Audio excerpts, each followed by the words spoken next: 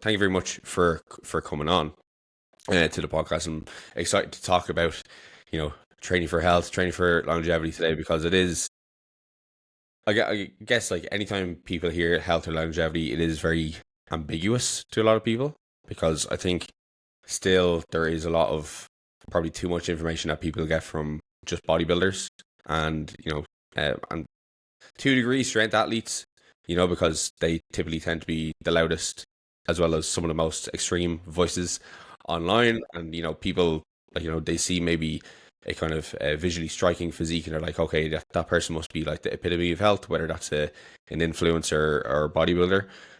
But then when they look into like training methods, just doing a push-pull leg split is probably not necessarily the best thing for every single person on the planet.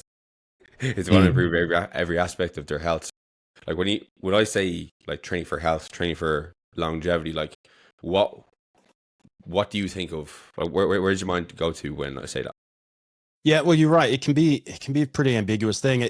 The first thing is you have to look at the context of the conversation, because health and longevity may be different from a bodybuilder versus a powerlifter from your next door neighbor that you're training. So it really comes to, you have those concepts like general physical preparedness and specific physical preparedness, and everything that you're doing, you have an element of that, right? So if we take something like bodybuilding, and that's, those are the loudest voices. Everybody is massively obsessed about hypertrophy. It's all they talk about. And there's nothing inherently wrong with that, except that a lot of coaches don't understand that if you're training Gen Pop people, they might not give a shit about that. Like, they don't care. I can count on one hand how many people have ever come to me that weren't powerlifters, that weren't bodybuilders, who said, hey, I want to do a triple body weight deadlift and I want to put on 25 kilograms of raw mass and I want to starve myself down until I'm 3% body fat. Like, it doesn't happen in the general population unless you're training like 20-year-olds. If you're training dudes in their 20s, and now that's traditional, but like nowadays conventional is like women want that too, but it's usually the younger crowds that are looking for that, or other coaches. But if you ask people that are in their mid to late 30s, 40s, 50s, they don't care about any of that, right? They want to be strong enough to do stuff outside of the gym. They want to look good, but being less fat doesn't mean being dick skin shredded. So those are two concepts. And that's the problem we have in the industry is people tend to gravitate towards the things that they like.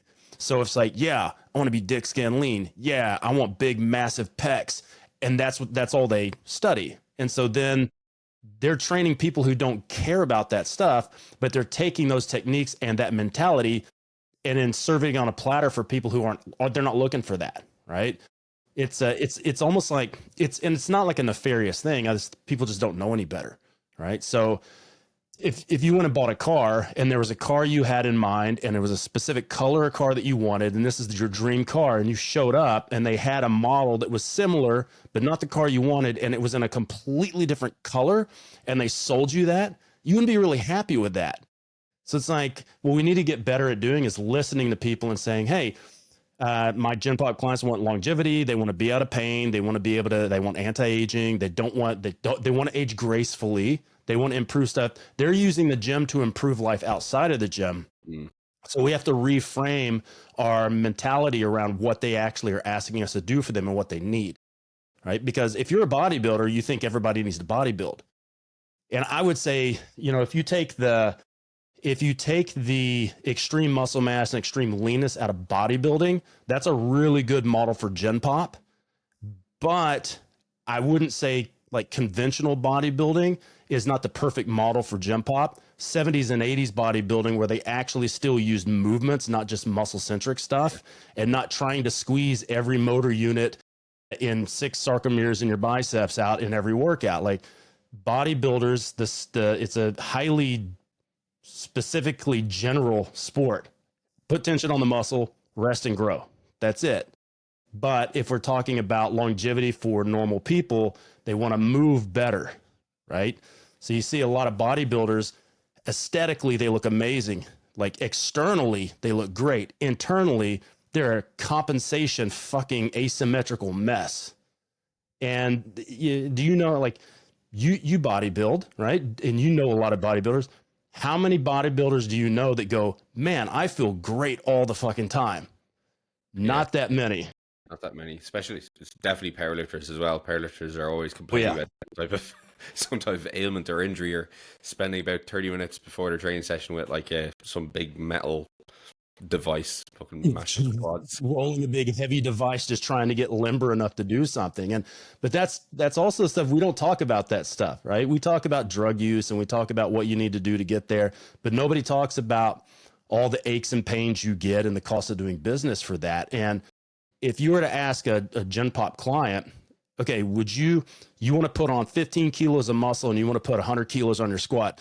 Are you okay doing that and also having back pain, neck pain, knee pain, and taking 15 minutes to get off the shitter? They're going to say no. Like they're like, okay, let's scale down your expectations and figure out what you want to do. What you're telling me is you don't really care about 15 kilos. You want to look better, right? Yeah. You want to be unfat. Yeah. You want to be strong enough, but you don't want to fuck up your joints getting there. Correct. All right. That takes a little bit of a different frame of mind. Yeah. Yeah, as if you're just saying there's a big difference between, when you're maybe in your first few years of training and, you're getting stronger and you're excited to go into the gym and hit a PR, and then like you get like fucking 10 years down the line and you're like scared for about an hour before you go to the gym because you might hit the PR or you might die.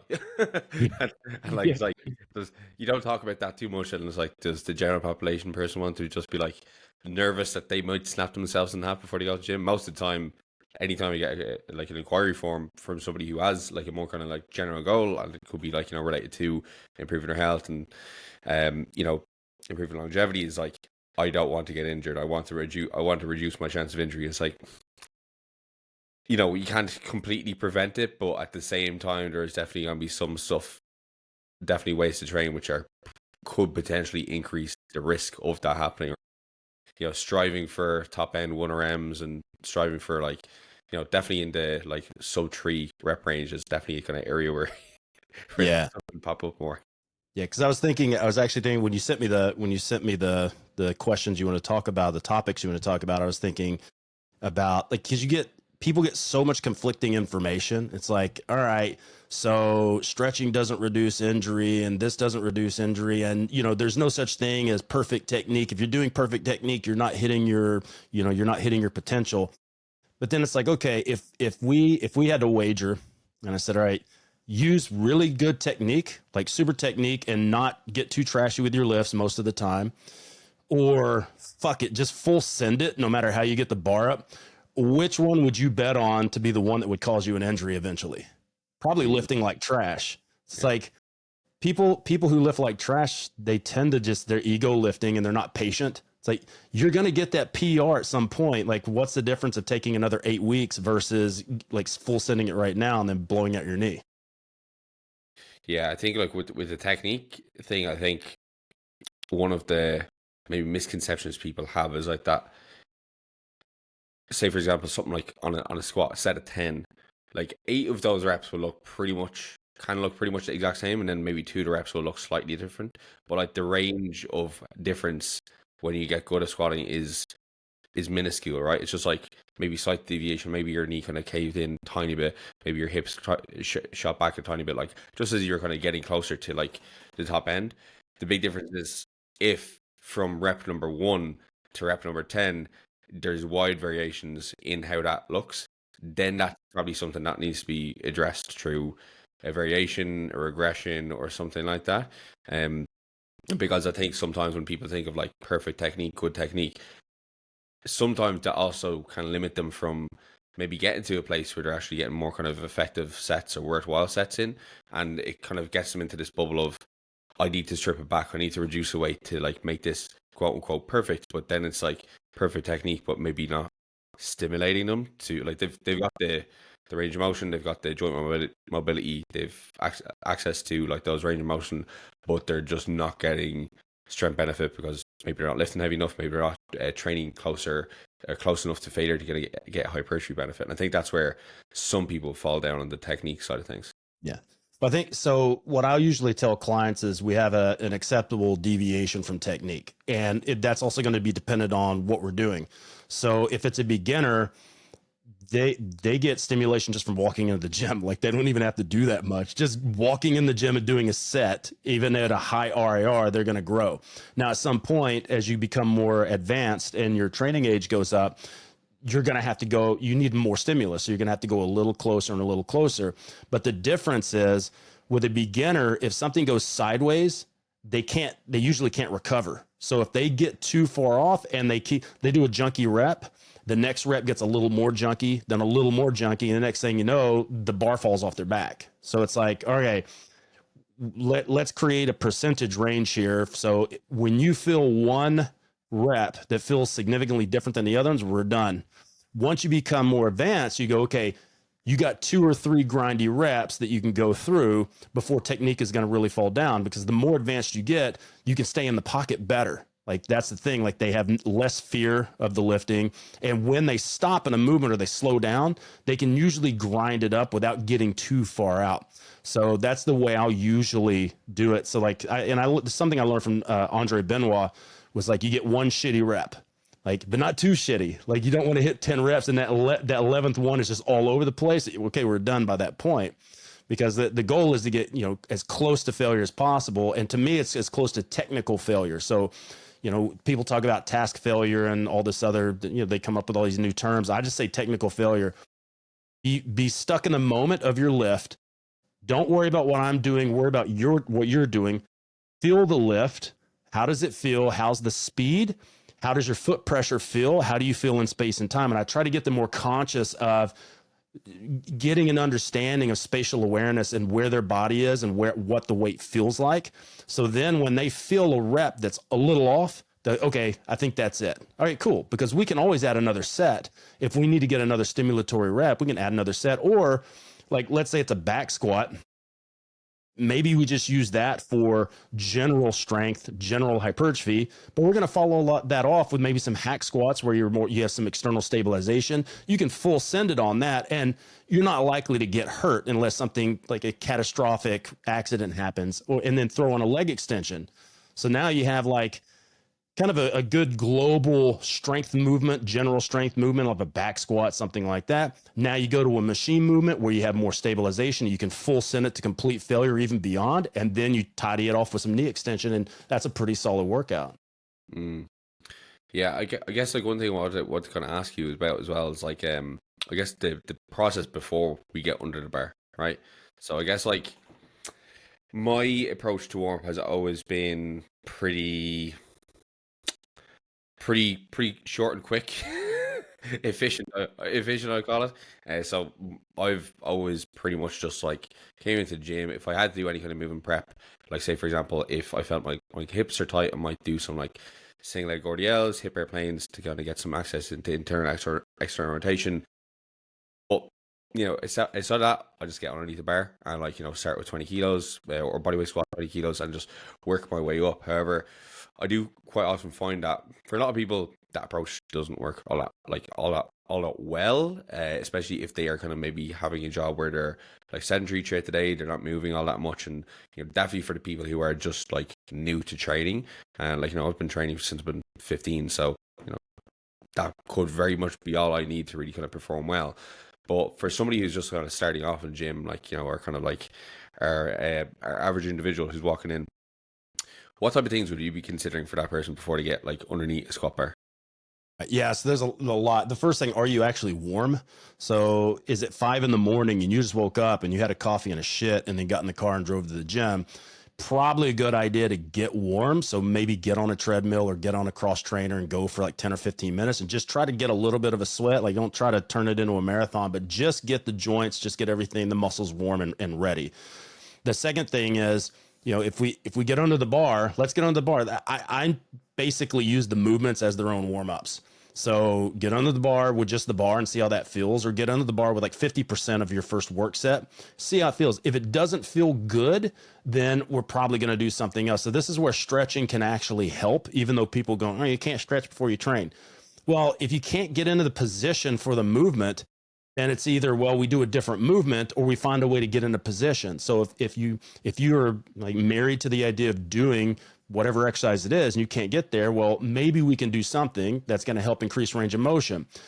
Is it going to affect how much load you can use on a bar? Yes, but it's a paltry amount. It's like you're losing what, 5 or 10%? Big fucking deal. If you take it to failure, who cares? You're providing the tension anyways. So, we'll use something like what we came up with, was backloaded structural balance, where we might do a couch stretch. We might do a kneeling hip flexor stretch. Just get the quads to calm down a little bit so they're not fighting you on the way down. And we find that's very effective. But usually, if they've been pre-qualified for a movement, unless they've like not been in the gym for a couple of weeks or they've been sitting at a desk a lot, they shouldn't have any problem just warming up, like general warm up, and then using the movement to warm yourself up. But when you go back to like beginners or people that have a long layoff, let's say your idea is to do a back squat today and you get on the bar and it looks junky, you can't hit depth, you're all over the place. Maybe the back squat's not a good idea right now. Let's figure out some type of other triple flexion movement. So maybe we try some split squats first and just see how you go with that. Spend a few weeks doing split squats, get everything nice and loose, use the couch stretch and even hip flexor stretch with it as well. And then go to phase 2, add your back squats in there and see if that's cleared all that. But the problem is people get married to exercises and they're like, I have to do this exercise. You don't. Like, you can find, if it's not working today or it hasn't worked for a few sessions, it's really easy to just make some type of, similar but different substitution that allows you to move in the same movement pattern, because we can always go back to that exercise. But people see stuff on paper and they go, I have to do it like this. So they look in their app and they go, okay, I have to do this. No. If that movement's not safe today and it's not working and your hips are a bit grindy, your lower back's grindy, let's find something else that still hits everything in a similar manner than what you're looking for. Especially if it's bodybuilding, because again, bodybuilding is just put tension in muscles. It's like, if you want to think about the most caveman fucking sport you can do, it's bodybuilding. It's like everything works. If sports performance, we have a different conversation, because one of the things you ask is like, what about training myths? Like, you have to do this. Well, if you're a power lifter, you have to bench, squat, and deadlift. There's no way around that. So yes, you have to do this. If you're a weightlifter, you have to snatch and clean and jerk. There's no way around that. Yeah. But for everything else, of bodybuilding, physique stuff, general health and fitness, there are no rules of what you have to do. There's probably good things you should do, but your options are a lot more open when you're talking about things that are very general in nature like that. Yeah, I think you have to do these exercises, or assumed exercises that you need to do by a lot of people are, they are the classic barbell lifts. And what I do think that, like, we should all have the ability to be able to perform them, because, God, if we can all remember the lockdowns. Yeah. and how being able to actually move in like that kind of that time, like, that really stood to a lot of people. So if you were only ever doing like leg press, leg extension, and then all of a sudden you have to learn how to back squat, yeah, it's a good skill to have. But go on. We had a lot of, like, during lockdowns, we had a lot of new clients that came over because some of our colleagues that were training them, that they didn't have any equipment, and those colleagues only knew how to use barbells, dumbbells, cables, and machines. So now they came to us because we understand gymnastics and calisthenics training. So we ended up training a lot more people that way, because they didn't understand how to manipulate a program when you don't have any equipment at all. Yeah, I was working as a personal trainer in like a commercial gym. So like a lot of the classes that I would have been teaching would have been, classic like pump classes with very, very low weight. So like, from that, my programming would have gotten pretty creative to be still like be able to kind of use different kind of training variables other than just load, to still kind of give people effective programs. And it definitely improved like my skill set a lot as a coach. And like, to be honest, my business actually did quite well during COVID. Sorry to everybody else out there who had a bad time during it, but for some of us it was a good time. Yeah, like the need to do exercises. You made a really good point there in regards to, like, you can just switch to something else if it feels better on a day and the exercises program feels worse. Or even like another kind of context for this is like, you're training at that like 6 a.m. period, right? And you go to the gym is rammed, and the exercise you're meant to do is is like, the machine's full or something like that, right? Like if you can't do it, like a machine press, like you'd give a dumbbell press a go, or you'd give a single arm dumbbell press a go. Like, it just has to be, okay, what type of muscle am I using? What type of movement part am I using here? And like, how can I load that? If you're not able to do your cable lat raises and take up the dual cable stack, you just do dumbbell lat raises. So like you can use it in all contexts, whether it's like a mobility issue where something doesn't feel good that day, or just like, you need to get in a certain type of movement pattern, but the exercise, again, the machine is taken up, what type of, what's the next best option to this? Of course, it does take a tiny bit of like education, knowledge, but like, if you're working with a coach, they will be able to give you like different options. And that's something from time to time I'll do, for people who are in these kind of situations. I'll write down like, alternative exercises beside the actual exercise that you're doing. Yeah, 100%. It's like, I mean, I have clients that live in the middle of nowhere. They have a squat rack, adjustable bench, plyo box, weightlifting set, couple of kettlebells and some dumbbells. So it's like, they don't even have access to a gym. So most stuff I actually write for our online training, our general online training, because we have one-on-one stuff. And then we have just general templated stuff for people who don't want the cost or want to train themselves. And I write all of that stuff for barbell and dumbbell, because there's not a gym in the world you're going to go to that doesn't have those two things. Now, if somebody does sign up for those programs and they're in a massive, fully kitted out gym, cool. You've got all the toys. Great. This is a physique program. You're doing machines, right? Because if you want to do physique, there's no real inherent reason to do back squat, bench press, and all that, unless you just really like it, or you're like, I want to bench squat, deadlift, and I want to bodybuild. I'm like, cool. Like, we can do that, but they have to have options for that. Yeah. Having the options on your program, I guess, is as you said, going to be very much down to what you have available. Like last year, I was living in Canada, and I was training in. Do you ever hear of Pure Muscle and Fitness? No. It's kind of like the Gold's Venice of Canada. It's like 36,000 square foot gym. They have about 20 leg presses in one room, and like, Jesus. They've every machine that you could think of, and they have like multiple of them. But like that type of gym there, like, as big as it was, and no matter how many people was in it, you always were able to do the exercise that was on your program, because there's just like every single one of those machines. Whereas like now, the gym I'm in, live in Spain, and like, like most gyms, has one leg extension, one leg press, which is a bit of a change. And like now that I'm doing bodybuilding, I guess I'm trying to follow my program as best I can, I definitely find I'm waiting a lot longer for equipment. And whereas I used to do powerlifting, I go to the squat rack, and nowadays nobody uses squat racks. Nobody uses bench press. Nobody really is using free weights. Again, that comes back to the people are getting too much from just bodybuilding and just machine centric, muscle centric movements. And I think a lot of people, as a result, they're probably missing out on some things.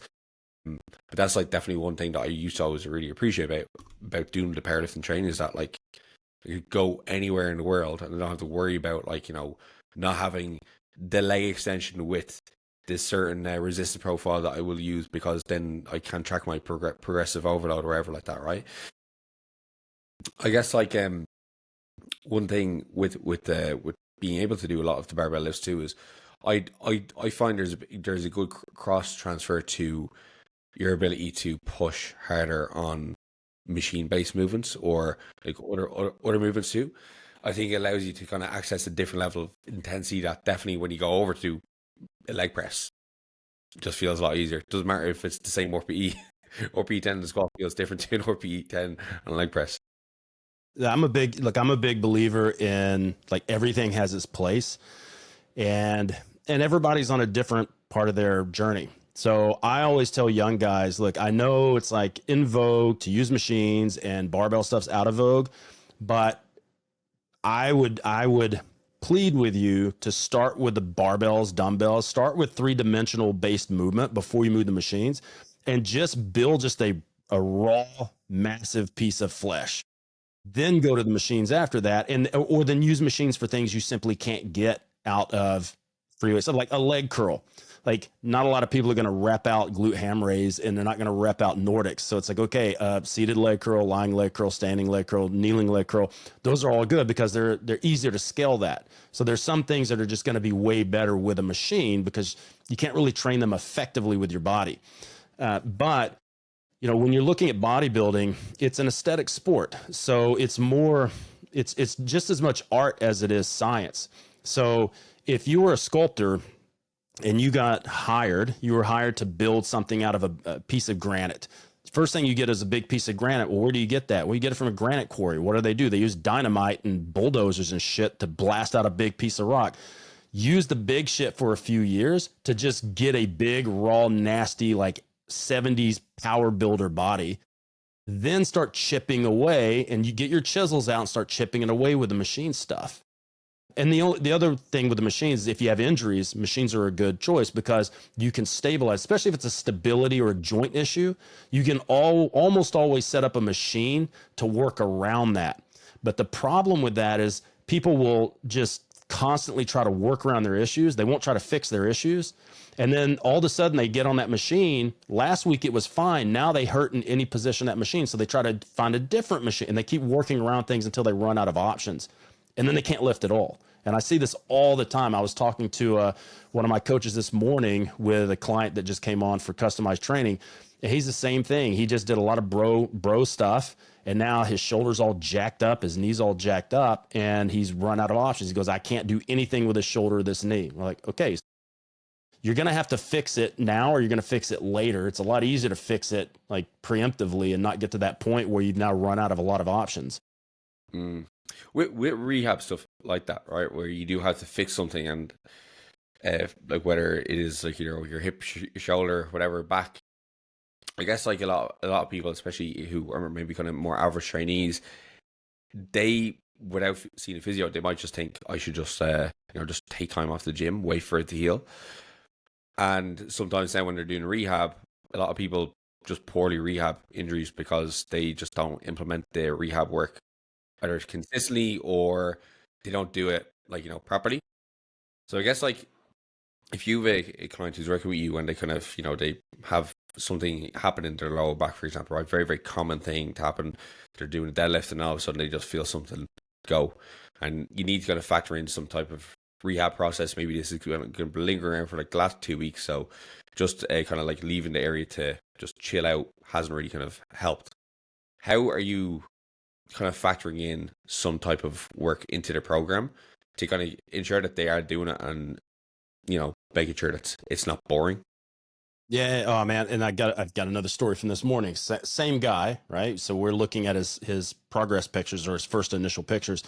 Massively overextended in the back, stomach sticking out. Guy's really lean, but looks like he has a gut because he's so jacked up. So forward hip posture, it's what I call Michael Jackson lean. So locked knees and hips are in front of the ankle. So it looks like a Michael Jackson smooth criminal.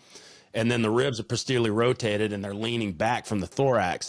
So the first thing we're going to do, we want to start working on core and trying to get his abs stronger to pull the ribs back towards the hips and to straighten out the lower back. And the same thing, he can't do deadlifts. We have him testing on deadlifts. He's like, when I deadlift, it just rips my lower back. I'm like, yeah, I can see that from your pictures. So we're going to have to address this. But the guy was also really clear. I like the way I train. I don't want to do anything different. So I'm like, okay, so we can't do the normal stuff. We're going to have to sneak in some things that are bodybuildery type stuff that he'll do until we earn his trust. And once we earn his trust, you give it 4 to 6 months, we'll earn his trust, and he'll start doing some of the weird shit we need him to do to actually fix it and take it seriously. So, we're looking at, spinal flexion. What do we need to do? Well, we need to get into spinal flexion. How do we do that? We need to work on the obliques and need to work on the abs to crunch. Okay. What's a good bodybuilder movement that he won't know that we're trying to sneak rehab in? He just thinks it's his ab development movement. Well, let's do a kneeling cable crunch, or let's do a Swiss ball or Bosu ball crunch, something like that, and get him to work on it. Because he does like 3 sets of abs a week. I'm like, let's pump that up to like training it like a real muscle, 10 to 12 sets or so, and then really specifically try to rotate the hips back and rotate the ribs back so we can sneak some of that in. And then you just sprinkle in, you do what you can. Like the guy's not in a massive amount of pain. It's almost all basically when he lifts. So I'm like, okay, right now it's when you lift. If you keep doing this, eventually it's going to be like when you're going to the gym, then it's going to be when you get out of your chair, then it's going to be all the fucking time. So we'll throw in that. We'll try to find something that sneaks in some external rotation because his left shoulder's really internally rotated.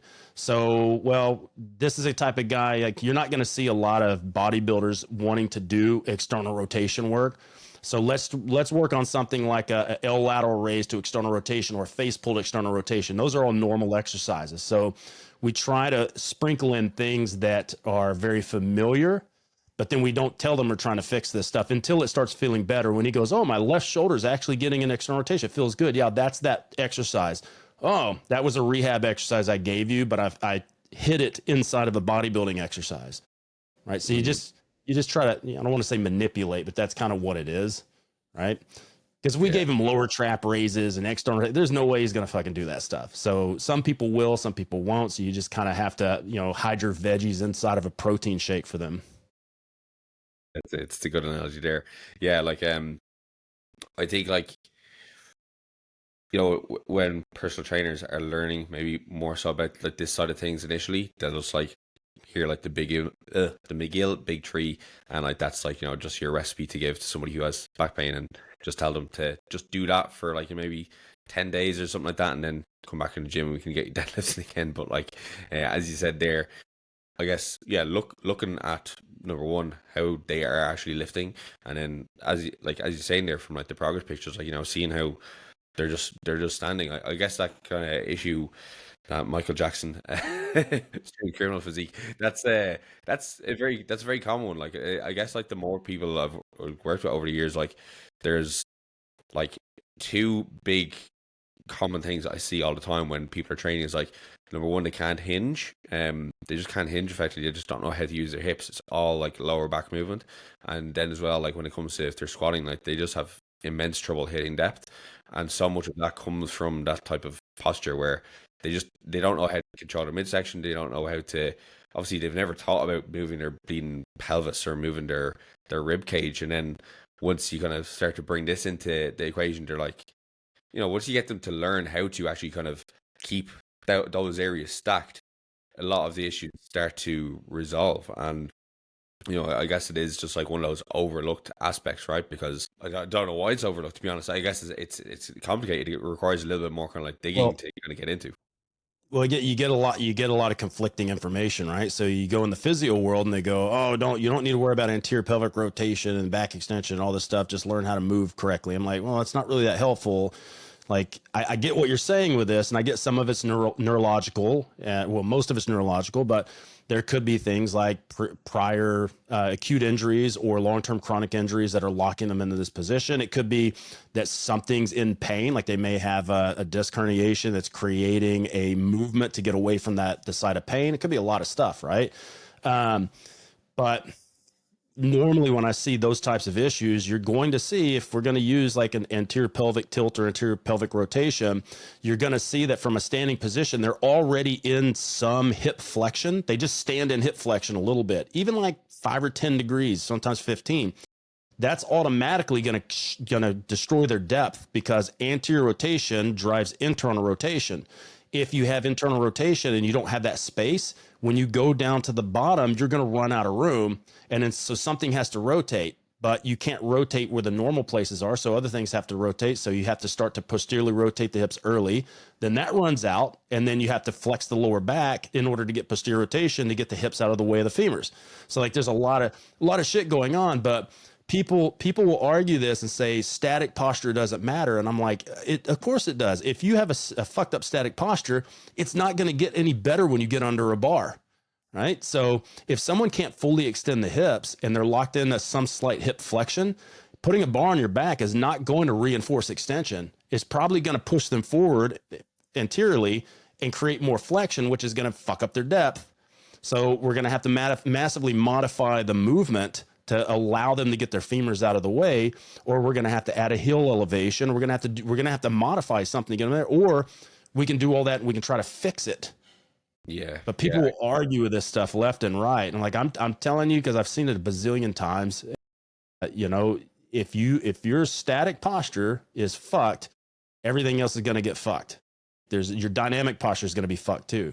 Unless you're an athlete, because then athletes are fucking master compensators and they're resilient in compensations, but normal people aren't. Yeah, it's like, I guess a lot of people just don't have awareness of like what their kind of resting posture is, and I guess like some of it can also be down to, how people train or lack of training as well. Like, if, like, again, you're kind of sitting at a desk all day and you're just like betting to your laptop like that, like, you stay in that position for long enough, like, you will kind of develop a more kind of like a resting posture like that, because it's like something that is very familiar to your body. So, probably just kind of get stuck in that position.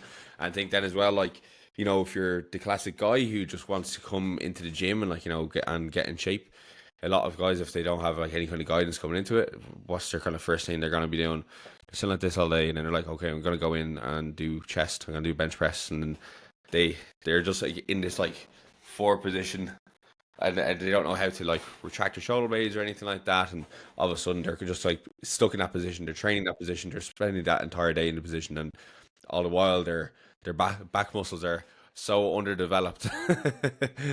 That's insane. And that cross transfers to so many other like exercises too. Like, so if you have that like kind of forward kind of posture, I guess like getting under a bar to squat, it's gonna be pretty damn difficult. You're gonna be you're gonna have a hard time hitting that, but like that's the least of your problems, I think. Yeah, I mean, stabilize the bar in your back. yeah, like you said, even getting under the bar, like even grabbing the bar, trying to get an abduction, external rotation to grab the bar. If you're forward, you lose all that. Like, if you push your shoulders forward and you try to abduct the shoulder, you're going to feel impingement. If you try to go into shoulder flexion, you're going to feel impingement. So it's like but your brain is really intelligent about this as far as like saving energy. It wants to save as much energy as possible. So the position you're in most of the time, it's going to start creating link tension issues. It's going to create different patterns that hold you in that position because it doesn't want to spend calories holding that. So it creates these resting postures. Then when you try to take that resting posture and make it active, you start losing joint range of mobility, and you start losing flexibility. And then it gets really difficult to get in the positions you need to get into without heavily modifying something. But, people, it's difficult to get people, at least like I train mostly coaches. Like my roster is probably 85-90% coaches and 10% Gen Pop. It's way easier to get the Gen Pop people to do the things they need to do than to get the coaches to do it, because the coaches just want to go in there and smash themselves, and the Gen Pop people don't know any better. So and everything's really hard for them. So like, whoa, this is dinky exercise is really fucking hard. And I just write it in the program and I'm like, cool. And then once we clear everything, we'll start putting bigger shit in and removing all that stuff. But it's training coaches is fuck. I went into it thinking it was going to be really easy. Fucking training coaches is way harder than training normal people. Yeah. Well, like I even know myself, like anytime like I usually work with a coach, and I always have to like try to bite my tongue and just try to act as if I don't know anything when I'm following a program, because you get to a certain level where you've been working in the industry for a long time, just spend a decent amount of like money on education. You know your stuff, and then you're like, why are you writing it like this? Why are you putting the rep range like this? Why are you structuring like the kind of training sequence like this? And like just shut up. You're paying this person so that they can guide you towards somewhere where you want to go. If you just continue to do things the way that you've been doing them, or the way that things make sense to you, you may not get there, because that may be what you've been doing to get where you are right now, where you need a coach. Well, look, I don't think it's a bad thing to question them, because your coach should be able to justify everything they do. If I have a client that says, why are we doing this? I'll give them a full explanation of why. Now, if I give you that explanation and then you start substituting exercises or doing your own thing, or you complain about the exercise because I don't feel the muscle working, and I'm like, this isn't a muscle centric movement. This is a fix your fucking shoulder movement, right? So it's like, you should have the luxury of being able to ask for an explanation. But now you have to dig deep and go, does that explanation make sense? Is there something that this person knows that I don't? Okay, now I'm going to investigate that. I'm like, oh shit, that makes a lot of sense. I'll just shut up and try it. Oh yeah, for sure. Like, definitely have the justification there is important. Of like, you know, even when I'm writing a program, and after I finish writing the program, I'm like, I have to like look back and be like, okay, I have to like, you know, give myself a reason why I'm after writing a rep range like this, you know, especially like, you know, writing a powerlifter's program, like, you know, it's so specific towards like, you know, going through like a prep phase where you're going into a peak and stuff like that. And it very much has to make sense towards getting on the platform on that day to peak on time. But like, I think for me, where, because for me, not like, maybe not questioning my coach. It's not that I don't question the coach. I'm not saying that. I'm more so saying questioning at the point, or that at the point of detriment, right? So like, again, like, Yeah, it could yeah. be the case where like you're kind of getting the justification, but you're like, ah, well, that justification doesn't make sense to me, or I've read this, so I'm just going to continue doing this, and maybe then you don't tell them. And I think sometimes, like, you know, I coach these mental coaches too, and you know, sometimes they can be kind of bottlenecks that you kind of run into. Is like, you know, you learn something new, and anytime we learn something new, especially when, like, you know, here in a podcast, I think a lot of us can fail to recognize that we have very much now a surface level understanding of a topic, and we don't understand how maybe this specific piece of information fits into the whole piece of the puzzle. And that's when it becomes like, okay, we need to know more before we start to implement it, versus we implement it now and then this has a cascading effect across everything else. Yeah, and look, that's the thing. It's like I like chess. I play chess. I'm not that great, but I watch chess games and I watch people talk about it. And it's like when you look at someone that's a beginner, they go one movement at a time. But then when you get really advanced, you're seeing multiple movements and the cascade of what's going to happen. So program design should be like that, right? So it's like, okay, if I move this piece here, what are the dangers, and then where can I attack or where can I defend? So you're always making these calculations of trying to see 4 or 5 steps ahead. So a lot of cases you might be doing a movement that doesn't make sense right now, but it's going to make sense like 6 months from now. And you got to have that trust to be able to go, okay, well, all right, I see where we're going with this progression and what it's supposed to do. But it can be difficult because you're like, well, I would have fixed it this other way. But we're a lot of times our own worst assessors, because somebody else it definitely doesn't have the blinders on that we see with ourselves, and they can be a little bit more honest with a critique of, hey, this is fucked and you need to do these 10 things in this sequence to fix this. Yeah, definitely having the objective eye there to kind of tell you what you need to hear, versus just like, you know, I guess coddling to all your wants and desires.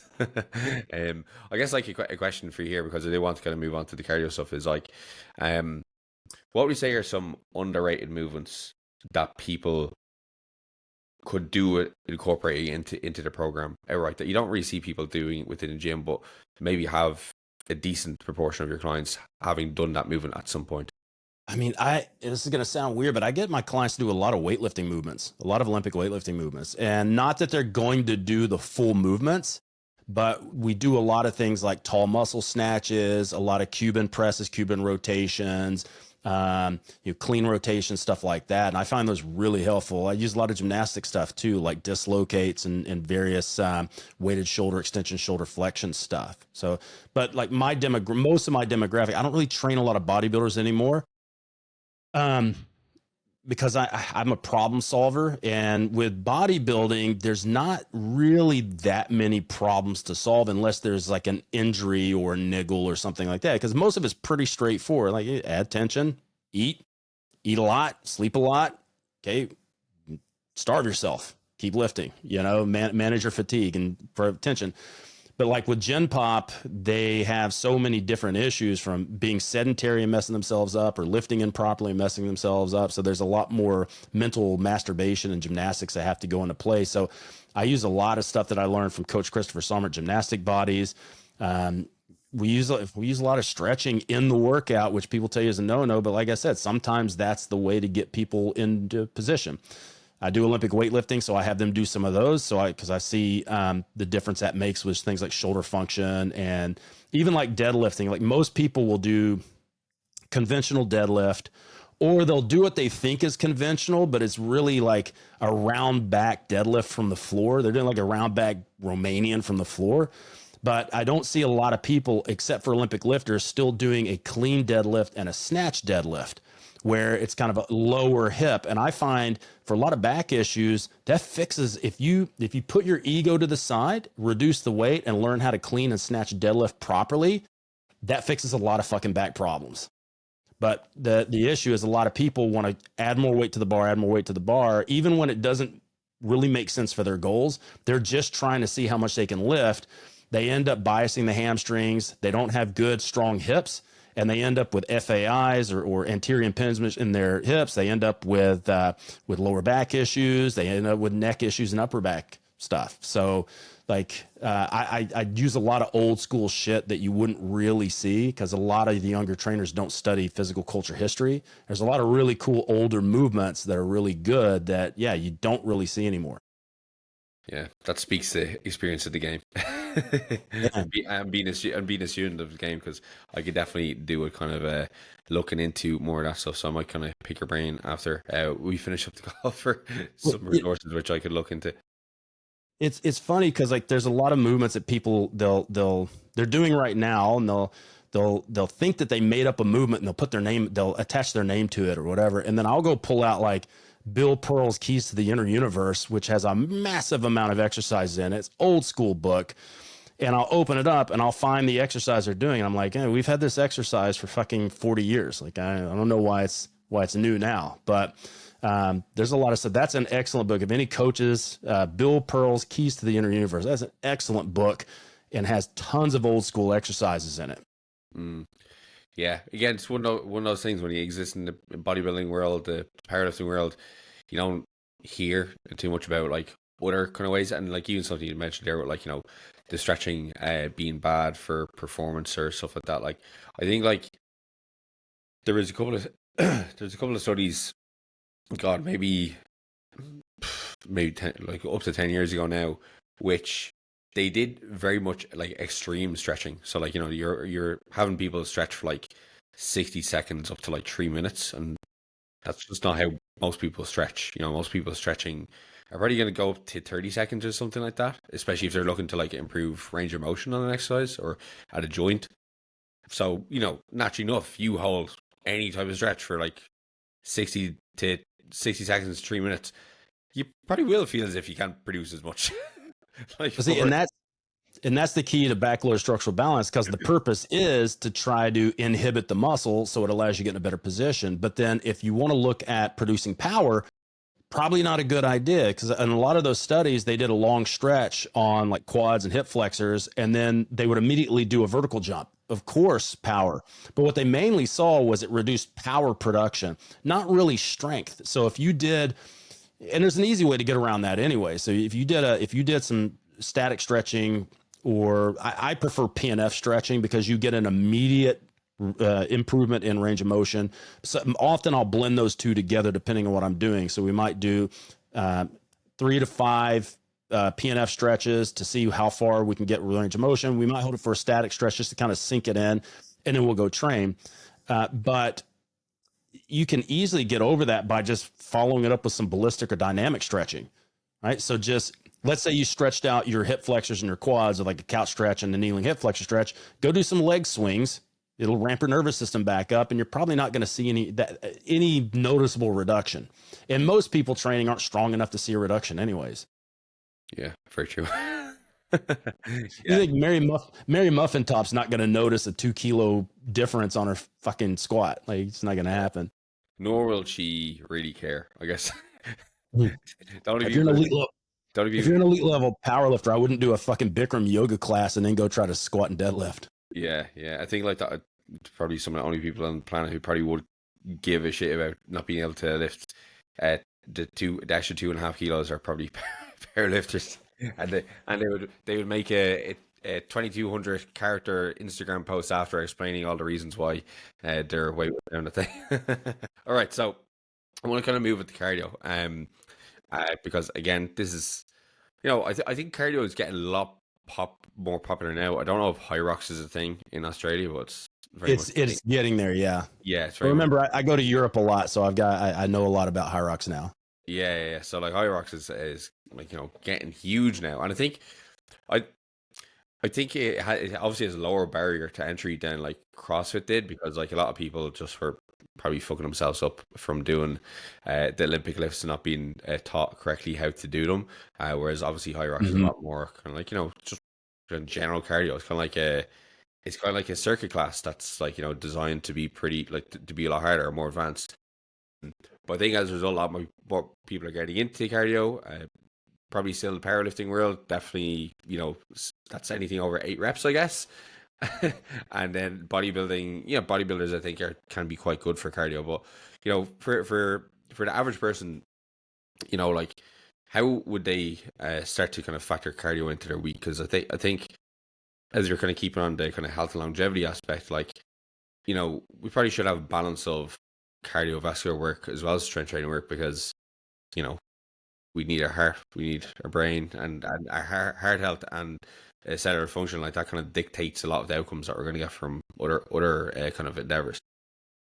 I mean, they always say, cardio will kill your gains, but you know what kills your gains really fast? Cardiovascular disease. That really kills your gains. So that's something to think about. And it's really, it's all about the dose, right? Dose makes the poison. So if you're looking at like general health, and you're going to prioritize, right? If you have high blood pressure, high resting heart rate, really shitty HRV, shitty blood pressure, it's probably cardio, especially lifts and miss, is probably your easiest, best low hanging fruit to do. So it's like maybe you prioritize health first and, reduce your weightlifting down to minimal effective dose. Get your 4 to 6 sets on each body part per week or each movement, and then hammer the cardio and get your metrics in order. But metrics are usually what we're going to define. Firstly, for general health, to be metrics. So it'd be resting heart rate, blood pressure. I would even use sleep scores, because what I noticed when I give people, when I first started prescribing cardio, I come from a Poliquin background. So like cardio was it's a Spanish for no. But it's like I try to get all these guys to do cardio and they wouldn't do it, but they had all these issues like testosterone issues, libido issues, no energy issues, and they were all doing the same thing, 3-to-1 wave loading and hit sprints twice a week. And I'm like, okay, well, that's not really working out for you right now. So why don't we try something different? Why don't we go back to like bro bodybuilding stuff and maybe do some cardio and see what happens? And they all had a complete 180 turnaround. And that they started becoming believers. This is over like 11 years ago when cardio was still like a no. But nowadays people are starting to do more, and people are getting in the high rocks. But I think people started getting the hybrid athlete type stuff earlier than that. Like with like Alex Vaeda and some of the other guys who run ultras and run marathons and do cycling, but they also can deadlift 600 pounds, So a lot of these guys show that you can still be really strong and massive, and you can still work on cardio as long as you program it correctly. But when you look at bodybuilders will generally use it as a caloric funnel.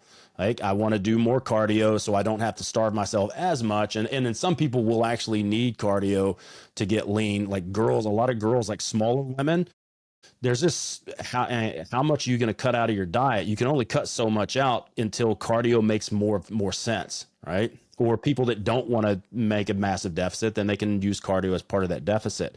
As long as you don't compensate with a food and eat those calories back. And as long as you have the time for it, because the problem with cardio is it's a time vampire. But I always prioritize it with our clients when they come in. We'll run them through a VO2 max test. We call it the Junkyard Dog VO2 max test. It's just a 12-minute cardiac output test, and we do some calculations to get a pretty good theoretical VO2 max.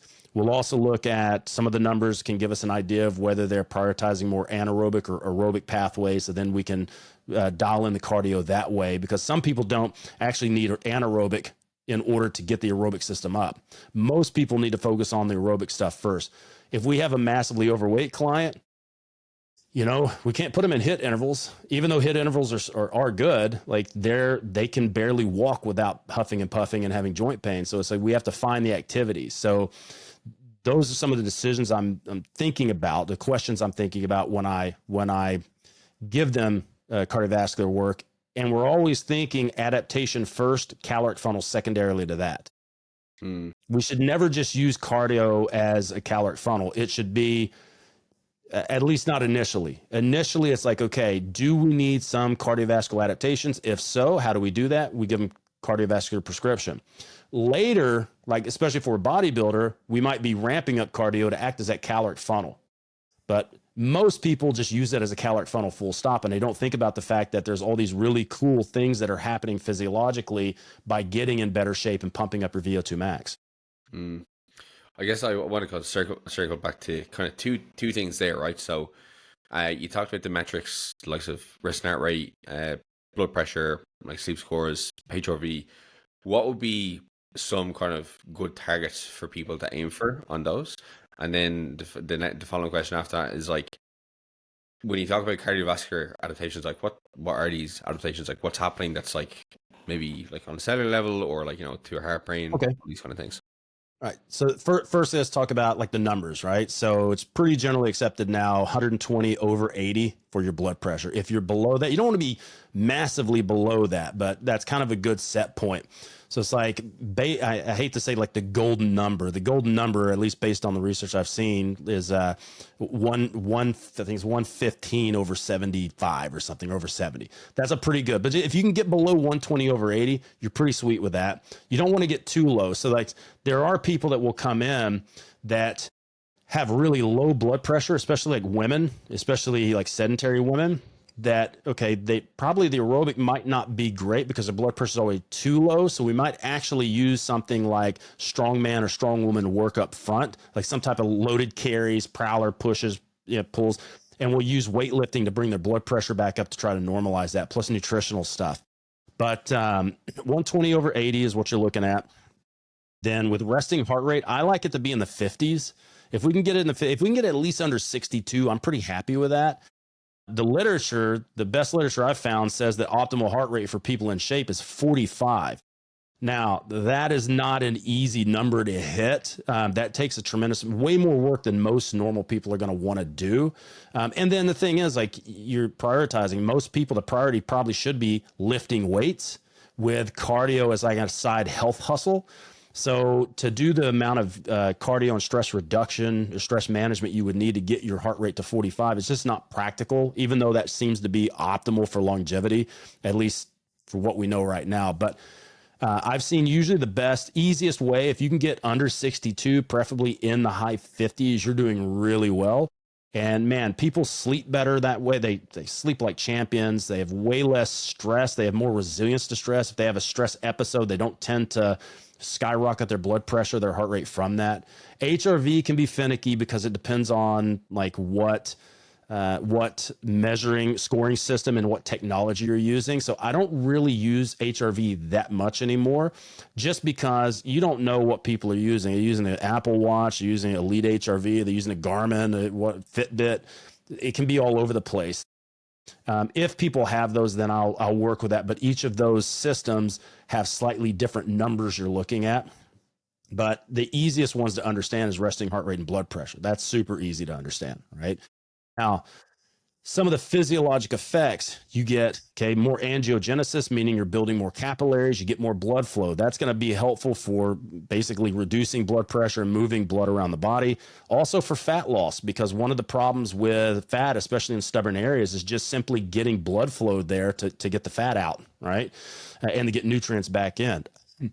You have increased mitochondrial biogenesis, which means you're going to increase the amount and the health and the age of your mitochondria. Okay, the more healthy mitochondria you have, you reduce inflammation. You can process more fuel faster. That will simply get your VO2 max up as well. You also see local adaptations in, like, most of what we talked about is like global conditioning effects, cardiovascular system effects. Resizing the heart. So in a lot of people that have high stress, left ventricle, the chamber will get really thick to push more because they don't have vessels that will dilate enough. So they get high blood pressure, and that damages the vessels, especially the arteries. So it will increase arterial dilation. Will also increase the chamber that's inside the left ventricle to kind of balance out that muscle thickness. Because the problem really is the muscle gets thicker, but the chamber doesn't expand. So you're pulling blood in there, but you're not pushing a lot of blood anymore. So your heart rate has to go up to try to perfuse enough blood. If I can expand that internal chamber, I can pull it with more blood. Now my heart doesn't have to beat as much because it's pushing more blood, right? I mean, there's a lot of even for the brain, like you get an increase in BDNF, which is it creates increase in neurogenesis. So it actually it makes you more smarter, we'll say, right? So you see increases in IQ by doing aerobic activity. Yeah. Like a lot of the stuff can be done with anaerobic as well, especially HIIT interval training. But the problem with HIIT interval training is you can't do it a lot, and it has to be super intense. So if you're not willing to work hard, it's not really going to work that well for you. And it's like you can't do a full leg session every fucking day. Like you can do an hour of heavy squats every single day, right? It's the same thing with HIIT training. If you're doing it right, you got maybe 2 sessions tops a week, and maybe 3 for 2 to 3 week blocks of time when you're getting over a plateau, if you have the work capacity and the recovery for it. Yeah, after a HIIT training session, the first few days, if they're not, I'm never doing that again. And then you eventually get the amnesia to be like, okay, like, I gotta do cardio again. If that's not your kind of mindset after doing it, then you're probably not doing it hard enough. Yeah, I think a lot of people just, I think a lot of the issue with like the HIIT kind of cardio is a lot of people just like they use very, very short rests, so they just end up turning into aerobic work. You know, that's right. Yeah. So, I mean, it's a good sneaky way with people who won't do aerobics. It's a good way of getting them to do aerobics is just give them like a really small work to rest interval. And the first couple of minutes, it's going to be massively anaerobic. But then as they keep going, it then turns into aerobic. So that's a good way. Like give them 20 minutes of like 30 on, 30 off. And after about 3 or 4 minutes, it's mostly aerobic anyways. Yeah. Yeah. It's good. As you were saying earlier, kind of hide the vegetables. I guess like so I guess we have like the likes of HIIT, we've got steady state. Like what would be some kind of general, I guess, programming strategies that you kind of factor into somebody who's just kind of getting used to the gym, like kind of general population? Yeah. So what I like is if we want to get them to do more, beginners probably not going to train 5-6 days a week with weights, and they don't really need it. Like a very low level of stimulation is worth a lot more in a beginner than it is an advanced person. So if you have somebody training, say 3 full body workouts a week or an upper lower split that alternates every week, that gives you, a good 4 days or maybe even 7 if they'll do the work of doing cardio. The nice thing about LISS and to some point miss or moderate intensity, you don't really need to recover from it unless you're doing an excessive amount. If you're doing 30, 45 minutes a day, even up to an hour a day, you're not really going to have that much recovery. You just need to make sure that you're not driving too big of a deficit. So like, let's say somebody sets out their TDEE at 3,000 calories and they chip 500 off to start losing 400 or 500 grams of weight a week. And then they add another 500 calories of cardio a day, they're going to get real fatigued really quickly, but it doesn't really have anything to do with the conditioning. It has to do with they have 1,000 fucking calorie deficit. So it's like, remember, you don't have to use it as a caloric funnel. So if you're using it for the adaptations up front, you could set your calories at say 3,000 and just use the cardio as your deficit, because now you're still in a 500 calorie deficit. Like it's easier to pull calories, but pulling calories isn't necessarily going to give you the benefits that you're going to get from the conditioning. So it's like, okay, maybe if I have a new beginner and they're like, I don't mind doing 45 minutes of cardio a day. I'm like, okay, that's going to be for you, like say 300 calories a day. All right. So instead of 3,000, we're going to eat 2,800 and then the cardio is going to be 300 more calories. Cool. Now we have a 500 calorie deficit.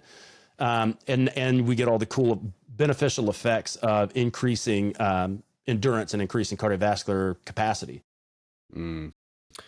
Yeah, I think with the cardio, I think it just a lot of people maybe kind of struggle to kind of keep consistent with it. I think it's more so because of how monotonous it can be when you're actually in it. But I think that's where kind of using some of those more kind of fun strategies, as you kind of mentioned, with the kind of fake HIIT intervals, or even just getting creative with like how you do program it. So like I guess it doesn't always have to be, you're on the bike for the next 30 minutes or on the cross train or whatever like that. It could be like, kind of circuits, or it could even be sometimes what I'll get like clients to do if they're really struggling to do it like by themselves, I'll just suggest they go to like a class in like their gym. Like it's is it exactly what like I would ideally program. Maybe not, because like yourself, sometimes you go into a gym, and I guess it's how I was taught to how I was taught to give classes or the conditioning classes. Make it so hard that they don't complain. They Yeah, don't yeah. complain if it's too easy. Yeah, um, it, but it's so sometimes if weird. you're doing training alongside that, that can be cause other issues. It's so weird these days because like if you were getting ready for a marathon and you had to train for like 90 minutes to 2 hours in cardio, I've done that before. I've done that for like rapid fat loss, but not for like training for a marathon because I'm not crazy. I'm not built for a marathon, so I would never do one. It's just weird because it's like 45 minutes. Set up your iPad or your phone and like watch YouTube or watch a movie. Like it's the easiest Yeah. possible. But you do get some people like it's just so boring. I'm like, okay, well, circuit training, either circuit training or a class, as long as the class isn't pushing them harder than what we need. Because if we're looking at you got list, miss, and hiss, they all have their place. Um, if we truly want, like, let's say somebody has high blood pressure, I probably don't want them doing moderate to high intensity steady state. I probably want to stick to lists, which means, okay, we're going to get heart rate up to like 120, 140, and we're going to try to hold that the whole time. If you go over 140, I want you to dial it back. That's hard to do in a class. But then if they can regulate themselves and they don't get caught up in the moment, because you know how it is in those classes, people get caught up in the energy, and next thing you know, they're in a heaping mess, sweaty mess on the floor. It's like you auto regulate that shit and don't go quite as hard, because we want to make sure that we're staying within the parameters of what you can do, your current capability. And if they go too hard, that's possibly going to affect like their weight training the next day. And the weight training is just as important as the conditioning. But in a situation where the metrics are fucked, conditioning may have a priority over the weight training, but the weight training is still so important. They've got to do that too. Mm. There's Yeah. so much to think about. Yeah. There's quite a bit to it, all right. Yeah. And I guess like one other thing that like people probably um they probably need to know, I guess, is like cardio can also be progressed just the way your kind of weight training can be. Like, of course, if you've been using level 10 on the cross trainer for as long as you have been using the cross trainer, like maybe that's like there's a point when that level 10 was kind of difficult to sustain for the time period that you're on the cross trainer, whereas like your body does get used to it. Like, you do get the like mitochondrial adaptations and stuff like that, and then it's time to maybe kind of up the ante there. So I think that's like one thing. I guess like I've always been very poor for doing cardio. I guess it was because I played a lot of sports when I was younger, generally quite fit, never really have any kind of issues. Resting heart rate is usually quite low, so blood pressure is usually quite good. And I never, like, even when I was doing powerlifting, because it's kind of combining bodybuilding training with powerlifting, like, doing a set of 15 and something like squats would be fine. Like, be gassed because it's just kind of like it's tough. But like I could train after it, for example, right? But when I was actually preparing for bodybuilding shows, and even now, and doing cardio, like I'm definitely noticing the benefits to my sleep, benefits to like even like my productivity on that day. You mentioned like the BDNF, like the brain derived neurotropic factor. Like you just feel like more alert, sharper after doing it. And so like there's a lot of like benefits that you can get, because I guess even despite all the sports, there was like once I learned about steps, I was like, this is like my out for like never really needing to do cardio, because I just saw cardio as it's to burn calories, it's not for health. I guess when you're in your early 20s, you could give a bollocks about health. You're probably doing a lot of stuff in your early 20s that are probably counteractive to your health. Let's be real. um, um, but yeah, so like I guess like kind of what the points trying to get at there, or what I was trying to get to, was where do steps like factor into this? Because I think steps are really popular now, and it's great that like people are more kind of conscious of that being a way to improve their overall activity levels, and kind of have health benefits too. But like where would that factor into like the cardio equation? Oh man. So here's the thing, like this goes back to what you said about being on level 10 on a cross trainer. At some point, steps aren't that effective. They're effective at first, especially if you're really out of shape. So if you're really out of shape, you get people, they walk and their heart rate's at 150 and 120. But over the course of a few months, their heart rate's now like 90 while they're walking. So there's a clear loss of, there's a clear diminishing return going on here. So this is at the point where I'm like, okay, so steps worked at first, but now we have to do a little bit more. Are we going to walk longer? Are you going to spend half your day fucking walking, trying to get 25,000 steps? Or can we just do some basic cardio to fill in some of those steps? So in a lot of cases, I'll give people, say, a step count. We'll say it's 12,000. I say, okay, let's see what you're getting on average. If you want to walk a little bit more, that's fine. But you get people that are sitting at a desk for 8 hours a day, and they may have to take the tube in to work and then take the tube back home. They might be on the train for fucking 3 hours a day. If they like, say you're training somebody in London, they could be living way out west or way out east, and it takes them 90 minutes to get into work and 90 minutes to get home. It's like, where are you going to fit all these fucking steps in? They basically have 13 hours where they have to sit, you know? So, and you got to sleep, you still got to weight train. So it makes sense from an economy perspective of, hey, we get the steps you can get and then fill in the rest with some type of cardiovascular activity. Mm. And then I'll usually try to find something they like to do. If you don't want to go to the gym and just get on a cross trainer or get on a treadmill, that's fine. I mean, maybe you stream a dance thing at home and learn how to Latin dance or some shit in your underwear in your living room, or pull out the rollerblades, or find something you like to do that allows you to get it in. And then you can usually equate the steps. If you go, well, you know, how many steps, there's MoveSpring, I think it's movespring.org. And there's a couple other calculators out like that where you can put in like a steps to like how many steps is rollerblading for an hour worth or rollerblading for 10 minutes. And you can go, okay, well, I need 4,000 more steps. That might be, say, 25 minutes of rollerblading. I like rollerblading. I'm going to go out and do that instead. But the key is you have to have some type of progressive overload system, because you're going to get used to whatever you're doing. You're going to get more fit, which means that exercise doesn't weigh as much as it did anymore. And the only way to make it weigh more is you have to do more of it, which is not really practical from a time management perspective, or you got to go harder. And with steps, you can only walk so fast before you have to start running. So it's like, all right, well, you were good at steps. I'm not a good runner, so I'm not going to run. So I'm going to go find something else. Oh, the cross trainer is really good. I'll get on a cross trainer, put it on level 10. Okay, and my heart rate's back where it needs to be. And when the heart rate drops down, now, okay, we've got to make a decision of increasing the level or increasing the RPMs. But it's just like people need to look at cardio the same way they look at weight training. And I often say this in when I'm teaching, like there's always at every gym I've ever been to, and I've been to gyms, facilities all over the world. You go to any commercial gym, there's always 3 bros who have been training together for like at least 10 years. And they train like 2 or 3 hours a night because they're busy yapping to each other because they don't want to go home to their wife and kids or something. So you'll watch them, and year 1, they're all benching, say, 100 kilos for a set of 5. Year 10, they're still benching 100 kilos for a set of 5. But what happened? They never added more weight to the bar. They never did any more reps. The cardio is the same thing. And people will always joke, oh, look at the people in January. They get on the cardio machines. You see them a year later, they haven't lost weight. Yeah, well, that's their diet.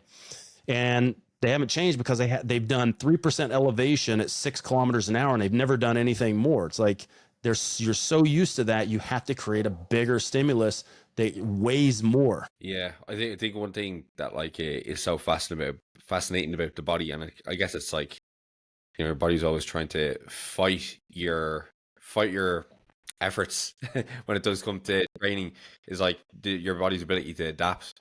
You know, whether that is, you know, the steps, whether that's you doing cardio, whether it's you kind of lifting the huge loads in training. Your body's always like, how can we find a way to make this not as stressful for next time? Yeah. Because we want to preserve energy. Preserve energy. How can we preserve energy and make this way more economical? And then you have to go, oh yeah, I see that, and I'll raise you one, and you just go harder. Yeah, you know, it's truly fascinating. The human body is an amazing thing. Amazing. Okay, so wait real quick. Real quick. There was something else I was going to say there. Man, I think I lost it. I lost it. Never mind.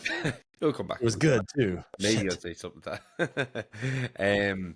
All right. So I guess I want to kind of just go through like what would be some like kind of general training principles that like the average trainee should really be paying attention to. That could be across cardio, could be cross like the kind of more movement stuff, training, whatever it may be. But like, what would be some kind of principles that you'd be using, especially like when writing up somebody's training program?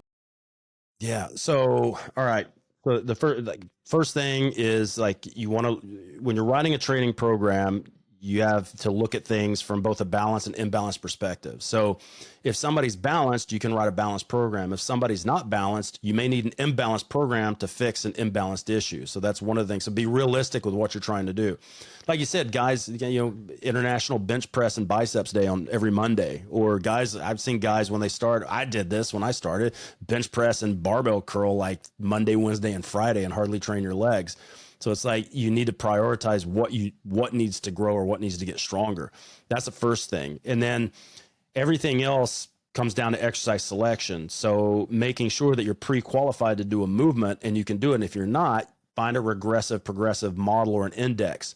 It's like we use Max, one of my coaches, came up with this idea of creating all these indexes, and then we've expand them. So like, for example, if I had a brand new client, I'm probably not going to have them squat up front. I'm probably going to have them split squat first, and we're going to pre-qualify them through the split squats. And when they can do a normal split squat on the ground really well, then we're going to start thinking about moving into a squat.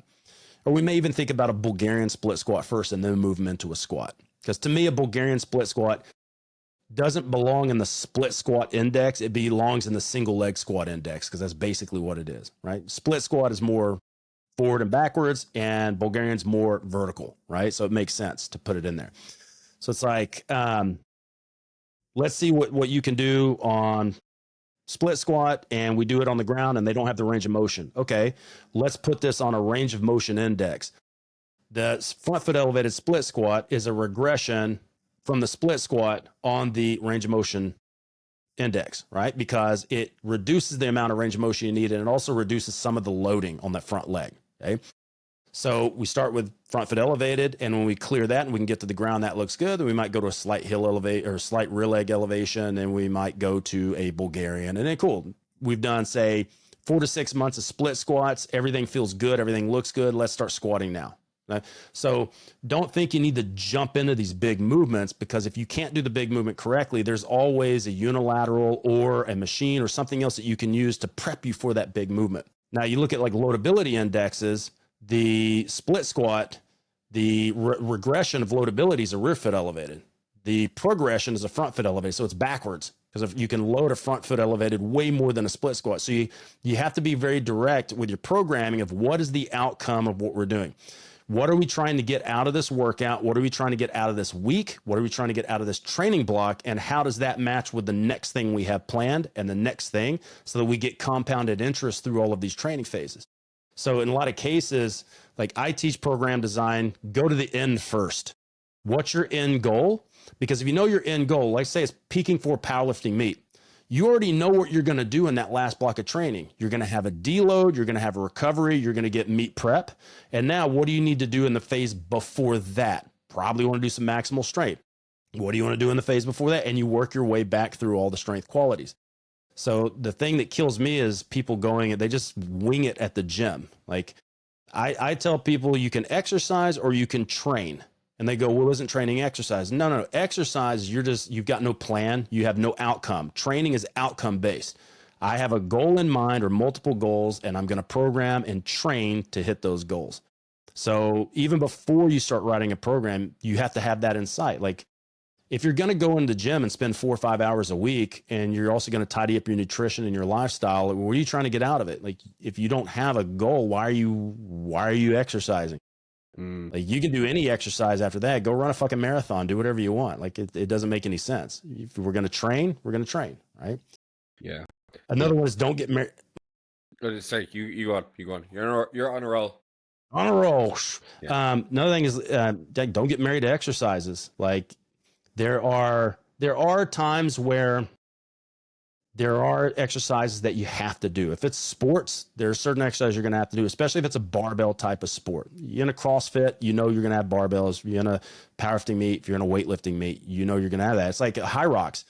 You know you're going to have to get on the rower, and you know you're going to have to run. You know you're going to have to do wall balls. You know you're going to have to do farmer's carries. So you have to do those exercises because you don't want to try to work around those exercises and then go to a high rocks competition and find out you got a shitty grip and can't finish the farmer's walk, or gas out on the wall balls. It doesn't make sense. So there is specificity. Sometimes you have to do certain exercises. Now, for general health and fitness, there are no rules of that. Like if you feel more comfortable on machines and you feel a better connection to the movement and you like the external stability, cool. That's your choice. I would encourage people to try to do some three-dimensional movement because you cannot strengthen three-dimensional movement on a two-dimensional machine. So there are things you're going to get out of free weight exercises that you can't get on the machine. Just like there's stuff you can get on the machine that you can't get out of free weight exercises. If you do a back squat, how much work is your rec fem doing? Not much. But if you do a leg extension, you're hammering the rec fem. So it's like, okay, if I want to work the rec fem, it makes sense to do knee extension. So either leg extension, or I guess we used to call it natural leg extension. They call it now reverse Nordics. People renaming shit. That's just fine. But people get the idea. Like you're going to have to focus on knee extension. So be clear on what you're trying to do and what the intent of the workout is. And even with Gen Pop and general fitness stuff, their opportunities and their training menu is really broad. They could basically do anything and it's going to help them. But some things are better for certain things. Like machines are better to have muscle centric movement and to have external stability. But you don't really always want to have external stability if you're trying to use those exercises outside of the gym, because you're not going to have that external stability outside of the gym. If you stumble on a set of stairs, you probably don't have anything you're going to catch yourself on. So you better be able to move in 3-dimension, or you're going to roll your ankle, you're going to blow your knee, you're going to blow out your back. So make sure you keep some of those free weight movements in. Yeah, I think some of the most kind of slept on exercises for most people when they go to the gym is the unilateral lower body movements, just because they are hard. They suck. When you're pushing them hard, and then once you finish one leg, you're like, oh, I have to do the fucking next one too. And then as well, they can have a little bit more of a time investment, because I'd be of the opinion, if you're gonna do one leg, then the other one, you should have a good rest period between one leg to the next one, because if you do a hard set of Bulgarians, just cardiovascularly, you're going to be fucking taxed after that. So going into the next leg, it's just going to be a piss poor performance. But I remember I was dealing with some minor kind of hip and knee issues for ages from squatting, and I was never ever doing any unilateral movements, and then I started incorporating them in, and hips never felt better, squat never looked better, and I got as well a fuck ton stronger too. So I was able to kind of hit a number of different things there. I said move better, less pain, stronger overall, gain more muscle too. And I think as well then, it's just another thing to gamify, and I think that's something that a lot of people miss out on when it comes to training. Is they just they can see it as better to say exercising here. They can just see it as something that they have to do. I have to do this. I have to go to the gym. I should go to the gym. I feel bad for not going to the gym.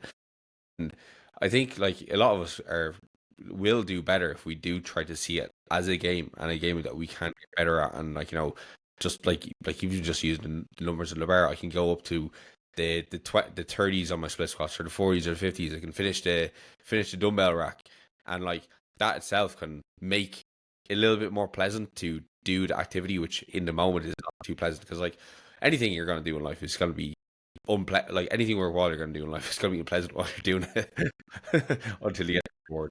The thing is, a lot of this, it's an investment, right? So you have your in America we call it a 401k. Here we have our superannuation fund. You're if you're smart, you're putting money into those because that's your retirement. So it's people are already focused on their financial security later. What about your health security later? What are you investing into keeping yourself from aging as much as possible and trying to age gracefully so you don't end up crippled when you're 70s and 80s. And I think if people thought about it like that, like, okay, so this kind of sucks now, but it's going to pay off with interest later. And I'm not going to be short-sighted. I'm going to think long-term. How is this going to benefit me 10, 20, 30, 40, even 50 years from now? It's like, think about it like investing in stocks. Like, when you invest in stocks, would you be happy like wasting money? Of course not. The whole point is you want to see your portfolio grow. But if you're just going in, you're going, oh, it's just something I have to do. Well, like, why wouldn't you want a good return on investment? Why would you want to lose money on that? You're losing time, and that's the most precious thing you can get. You cannot buy time. You can't get time back. So if you're going to spend the time in the gym to do it, try to get something out of it and not look at it as a chore or something else you have to do. And if people do that, they tend to fall in love with the training, and then it becomes like a fun thing for them. And they're like, whoa, I can see the results. I have proof of concept that this works. I feel great. Then they actually want to go. And then you have to kind of rein them back. You're like, I know, but you can't go 8 days a week. You're fine. Yeah. I think there's a few different things there. Like you mentioned, like invest in stocks. Like if you think about it, like the S&P 500, like over time, that's pretty much just went up. But day to day, periods where it goes down, periods where it goes up. But like if you're just to like make the reactive decisions based on you walking into the gym and you perform poorly and like or you have just a bad day in general, like fuck this, I'm pulling out. If you did that with stocks, anybody didn't like stay with the 10-year investment, like you'd be much better off in 10 years time, but you could also be much worse off in 10 years time too if you pull out. And I guess there with the kind of playing into, okay, how am I feeling? How's my energy today? I think sometimes what can put a lot of people off is knowing that they're having to do this thing for 10 years or so, because maybe they just haven't found their way for them to enjoy training. And that could be they've just tried powerlifting, they've just tried bodybuilding, they've just tried high rocks. Their form is out there for them. They just need to sift through some more stuff. But I think trying to find some appreciation in doing the thing today versus like thinking too far in the future, because even like if I'm prepping for a powerlifting meet, or I'm currently dieting and I'm going to be dieting until like the end of August pretty much, right? So I'm like, if I just think about like the length of time that I have to repeat what I've done today, did yesterday, the day before, to August, it's not going to be terribly motivating, because it's going to feel like that date is ages away. But if I just focus on today, doing the tasks I need to do today to move forward, or whatever that be, whether it's my training, nutrition, or just like stuff on the business side of things, then that allows me to just buy into like the next task, and do that well. And you kind of take that more kind of process oriented view for long enough, you end up like reaching destination where like, oh, I've got the physique, I've got the girls, I've got the cash, I've got everything going. It's one of those things of like, you have this, you can focus on the process, you can focus on the product. And so it's a big thing to get. I like to tell people, try to dig into the process. Try to dig into the process. You don't want to ignore the product, because that's what you're working so hard for. But if you're just focused on the product and you're not thinking about the day-to-day process and the changes you're seeing and that you're feeling each week, if you're missing out, because that's part of it. Like really getting into it and thinking, okay, what are the tasks I need to do? I need to tick off these boxes this week. And nutrition is, you and I both know that's the hardest thing for people. Like they want to get fucking abs, but they'll go train, but they won't eat the way you need to get abs. Like, do you like eating the same thing every day? Because that's the easiest way to do it. There's a reason why bodybuilders, the old chicken, broccoli, and rice, like, the reason bodybuilders did it is because it fucking worked. If you can get stuck into this mundane tasks and tick off those boxes, you're going to get real fucking jacked. If you feel like you need variety is the spice of life, it is after you get jacked. Like you have to have that, you have to change your mindset. And like my wife doesn't understand. I can eat the same shit when I'm leaning out right now too. I've got a physique transformation, 2 of them courses to teach, one in the UK and one in the Netherlands in August. So I'm like, well, I can't show up not being shredded. So it's like, okay, eating the same shit every day and just ticking the boxes off and just saying, all right, I'm going to show up and I'm going to have fucking veins sticking out of my eyeballs and everybody's going to go, holy shit. Yeah, right? this guy knows what he's talking about. Exactly. You might be a little bit brain dead while you're doing the actual 7 hours. That's fine.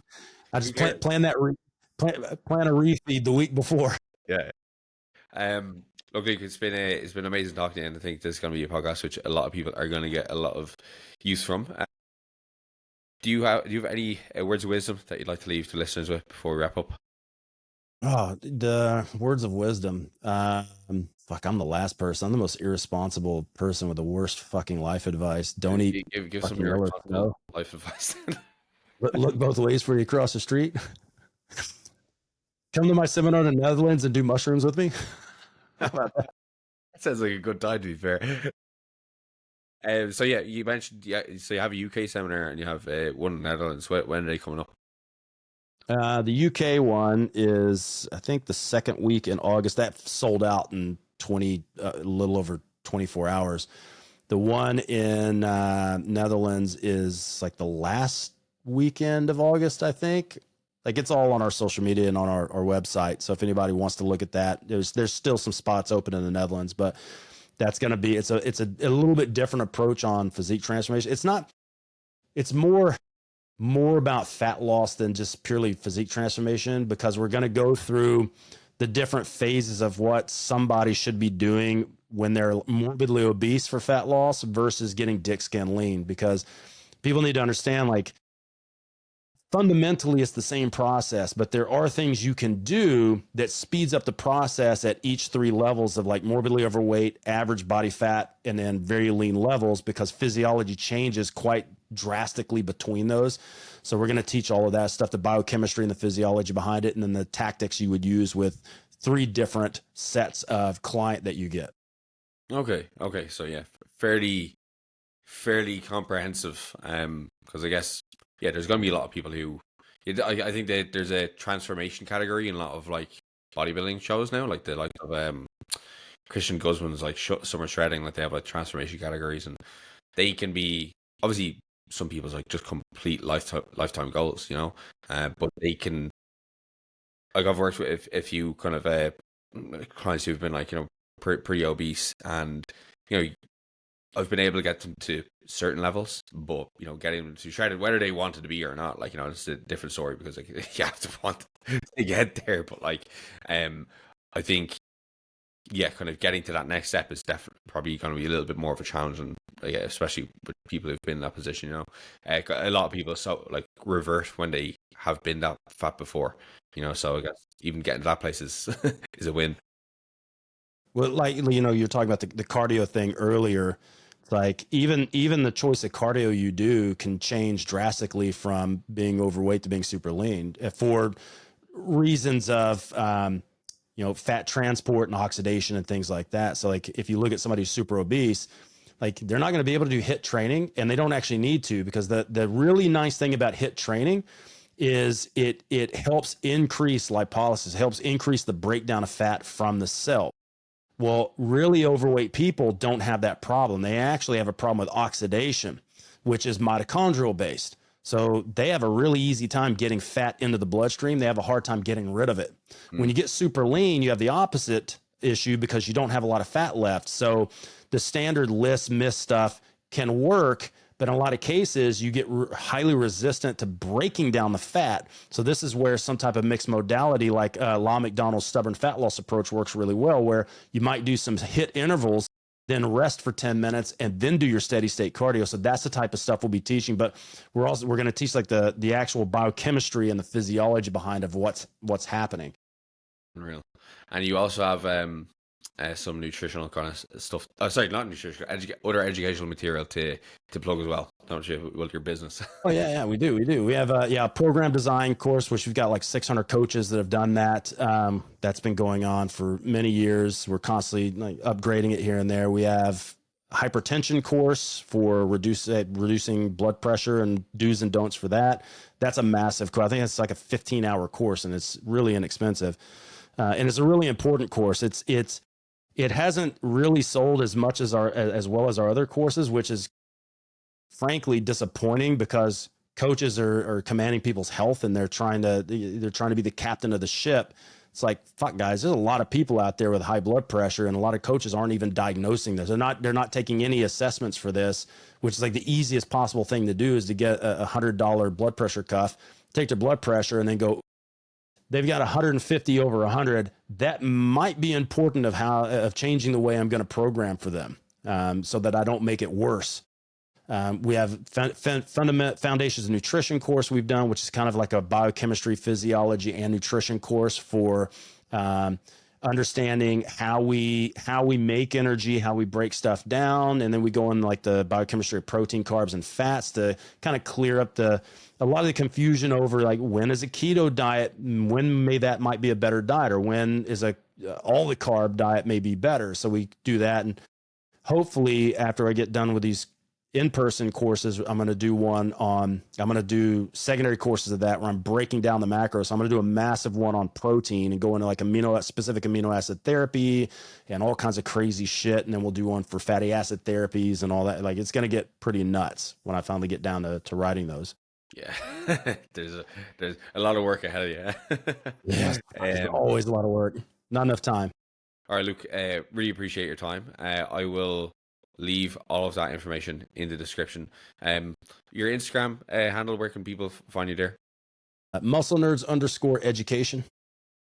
Okay. That's it. Perfect. If you like nasty memes, you can do my account at luke.leaman, but just don't ask me anything about health and fitness. Just enjoy the memes. I whenever I take a shit, I post a bunch of memes, and just enjoy it for the memes.